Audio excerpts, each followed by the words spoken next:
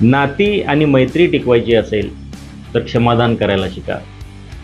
एखाद्या रुग्णाचे प्राण वाचवायचे असतील तर रक्तदान करायला शिका. आणि आपली लोकशाही जीवन ठेवायची असेल तर मतदान करायला शिका. उद्या 7 मे मतदानाचा तिसरा टप्पा. आपल्या भागातील आपल्या आवडत्या उमेदवाराला निवडून देण्यासाठी आपण आपल्या लोकशाहीमध्ये मतदानाचा हक्क बजावलाच पाहिजे. कारण तुमच्या मताचं सरकार जेव्हा येईल तेव्हा नक्कीच तुमच्या मनातल्या इच्छा आकांक्षा पूर्ण होतील आणि तुम्हाला न्याय मिळेल. तर चला, उद्या सर्वांनी आपण मतदान करूया आणि आपल्या कोणत्याही आवडत्या उमेदवाराला निवडून देण्याचा किंवा त्याच्या बाजूने उभा टाकण्याचा आपला हक्क बजावूया. नाती आणि मैत्री टिकवायची असेल तर क्षमादान करायला शिका.